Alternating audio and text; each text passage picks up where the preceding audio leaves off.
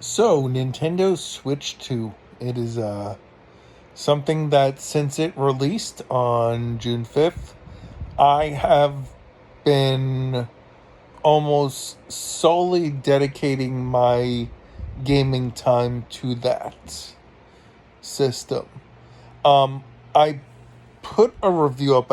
I think the review for the Switch 2 basically I did one titled Switch 2 in week 3 and my thoughts and feelings on it. Um there were a few things I didn't touch on that I would like to add to here. Number one, mainly, I didn't talk about the backwards compatibility.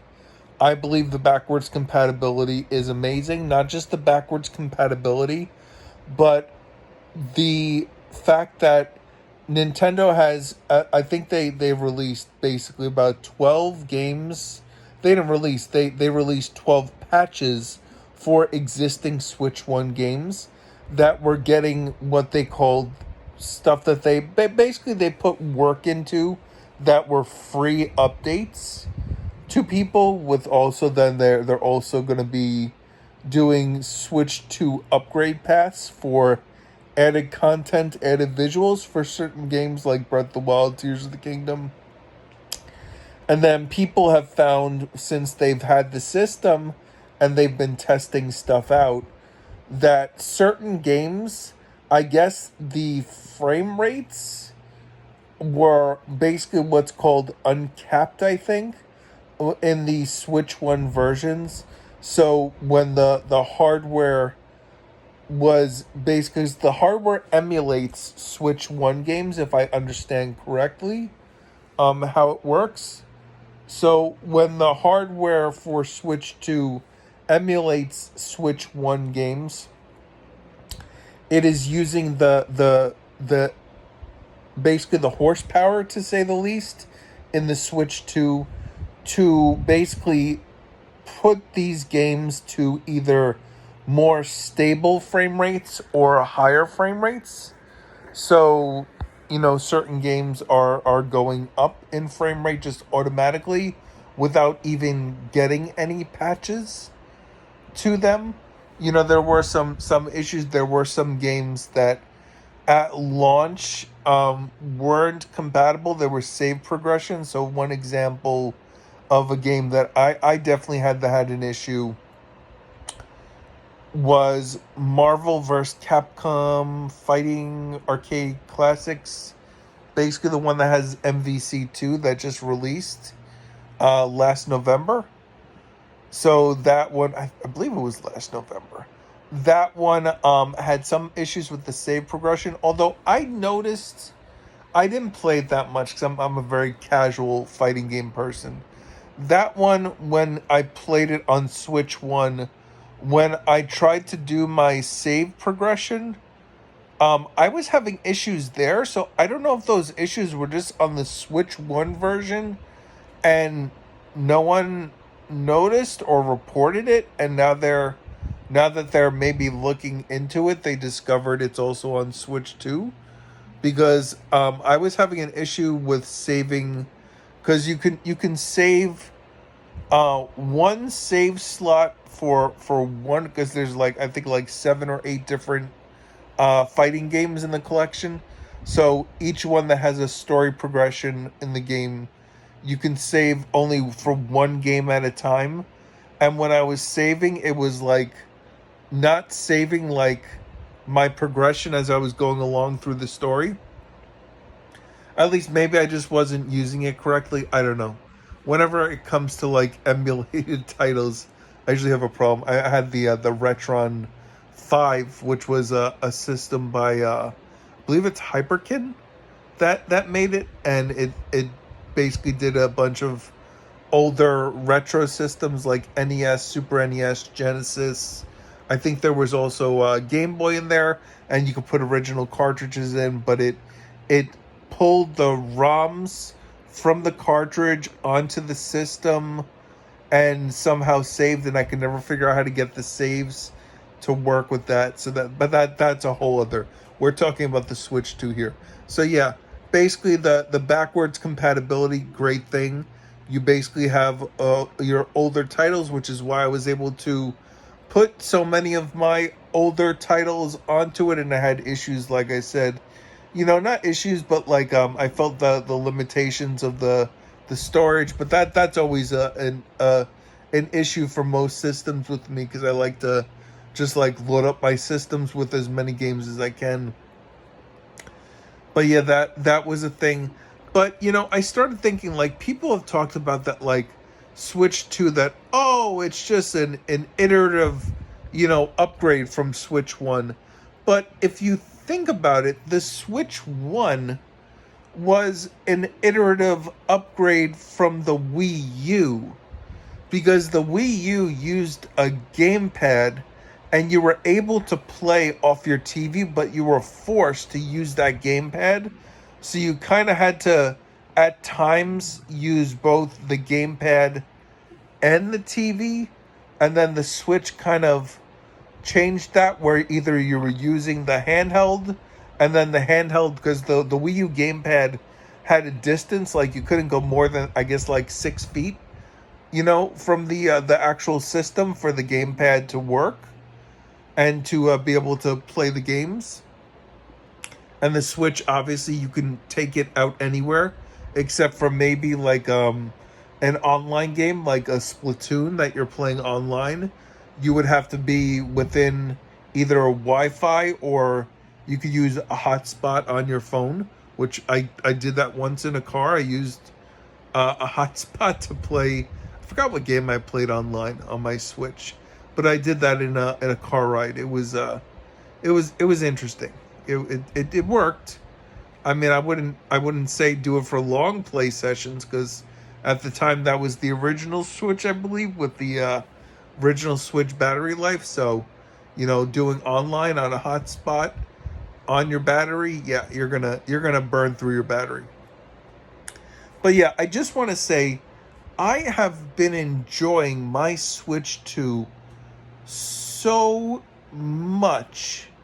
And I think that Nintendo really has something. Like, a lot of people worried, like, oh, is this gonna be another Wii U situation? They're gonna fall, like that was with a lot of the negative aspect of online and clickbait articles, I would call them.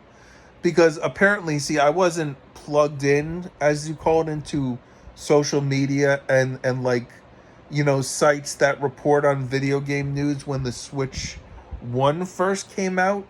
I wasn't until maybe like 2018, early 2018, that I started like watching a lot of like YouTube videos and different like news sites and stuff, and really getting into it, because the Switch really got me really more into the more serious side of gaming, with stuff like that, of just like the news and the information. But like, what I've been seeing, I feel a lot of those articles are a lot clickbait. Like if you know who Dreamcast guy is, like, that guy is totally making videos to get people angry to click on his video to watch it. Because listen, the guy's got to make a living. He's got to eat. I get it. But yeah, like he's really upset with the Switch 2. He thinks it's going to be a failure. Yet he went out day one and bought it, and has all these games that, ooh, I'm playing these games and I can't stand it. It's so bad. But if it's so bad, then don't play the games. Don't get it. Just, I mean, if I don't like something, I don't play it. I don't get it. That's it. I mean, no one's forced. I mean, I know he's got to make content, so there's stuff there, which I loved. If the little history with Dreamcast guy, back when Pokemon Let's Go came out, like, I guess like Pokemon super fans, or the real hardcore, didn't like the Let's Go series. They felt that it was, not the direction they wanted Pokemon to go in, so they boycotted it. And he was like, I'm never buying this game. And then he made a video like a couple weeks after Pokemon Let's Go came out, and he had his girlfriend at the time come in and throw him a copy and say, "Hi, I bought it for you because I wanted you to have this." So he probably, probably on the down low bought it himself and then asked his girlfriend to claim that she bought it for him so he could save face with his audience. So he could tell them, "Oh yeah, I don't like this, but I bought it," because he's a Pokemon super fan. So listen, you may not like it, but it's kind of like, I don't like it, but I'm just gonna play a couple of levels and see how it is, and then like 8 hours later, you're like, "What did I do?" Anyway, that is some of the ridiculousness that I like that comes with like a lot of the YouTube channels I watch on video games and stuff like that. It's as much entertaining as it is informative. So yeah, I mean, that's that. But Switch 2, I'm really enjoying it. I feel that Switch 2, yeah, it's an iterative sequel. It's an upgrade to Switch 1, but Switch 1 was an upgrade to the Wii U. And Nintendo is doing well with doing these iterative upgrades where it's kind of like, yeah, there's a little stuff like, obviously with Switch 2 you have mouse controls, which I feel that really can the it's kind of like opens up what, you basically can take certain PC games, because Switch 1 had the ability to use a plug-in mouse also and keyboard that I guess you could use somehow. I'm not sure how that works, but you have the ability to, for especially for like first person shooters or like RTS, real time strategy games, you could use those mouse controls to actually play your game and work it kind of like a PC game, or that type of interface. World of Warcraft. I mean, if you could add a keyboard peripheral to the Switch, World of Warcraft would be a game that could run on a console that way from Xbox, Microsoft. I mean, I would love to play that game. And with the game chat feature, which game chat is great on Switch 2, that works good. But I really enjoy this Switch 2, and I don't know if that came across in my review that I kind of put up. I don't like to take down videos once I post them. I like to leave it as it may, but this is kind of maybe like I guess like a correct, not a correction to that, but an addition to what I said there, in that the Switch 2 really, I feel, as much as I love the Switch 1, the Switch 2 is going to be a great console for me. And I said about, like, oh, well, if you have third-party games, you would play them elsewhere. I'm the type of person that plays my third-party games on Switch, even if it's not the best experience. But the fact that I can always, like, if I'm playing on the TV and someone says, "Hey, like, I live with my mother, and we share a TV sometimes in the living room with stuff, and sometimes I'll just play in there because she'll be like, 'Hey, you could play because I'm doing something.' But then she'll kind of give me like a hint, like, 'Hey, I kind of want to watch some TV.'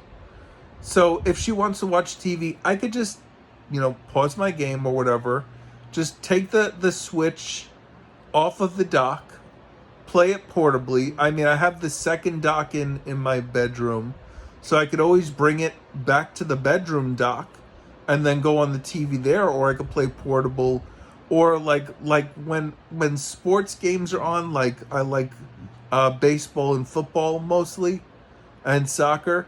Like if I'm watching those on the TV, I can play my game in the background while I'm kind of watching sports with stuff, or if I'm watching, like I said, the YouTube video that's informative and entertaining.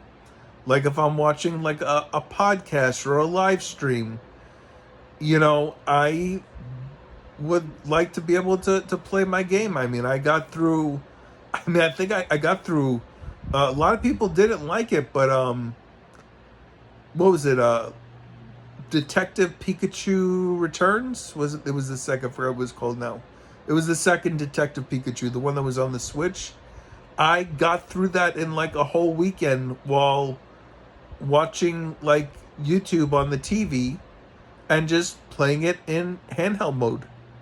And I love that game, and it was a great experience.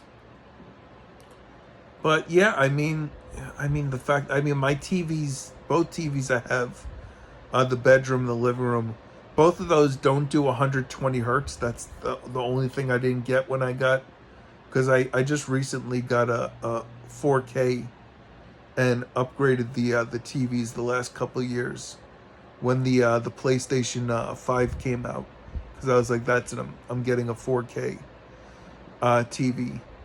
And so yeah, I don't have 120 hertz, but the Switch screen itself in handheld mode, that does 120 hertz. Although I can't really, my eyes are a little blurry, getting older in age and stuff, and just needing glasses more often. I can't see. Like, I played that mini game on Welcome Tour, and I couldn't really see. That's another thing. I enjoyed Welcome Tour. I'm not done with it, but I played a little bit of it, and honestly, like, I enjoyed more the information aspect of it.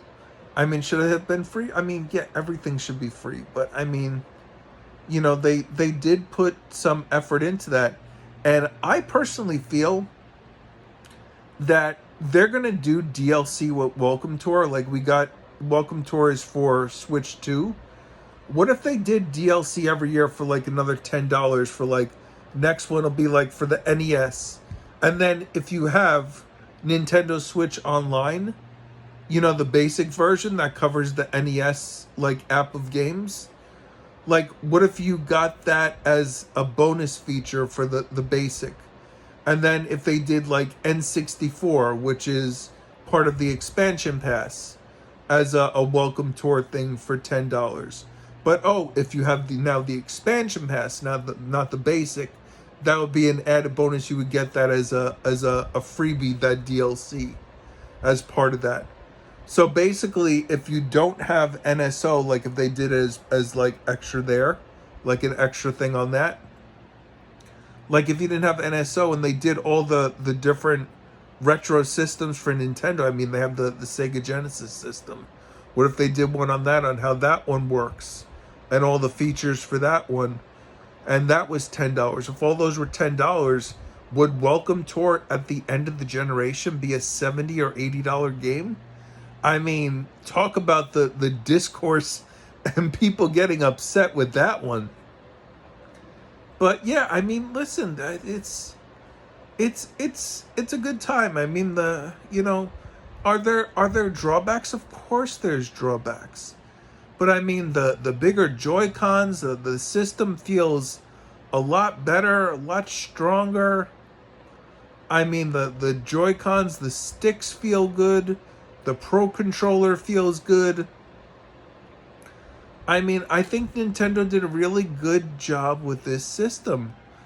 Would I have liked it to be a lot cheaper? Yeah. But anyway, these are just my added thoughts on the Switch 2 console. This is Casual Noom Gamer. Like, subscribe, comment, or Casual Noom Cybot signing out. Adios.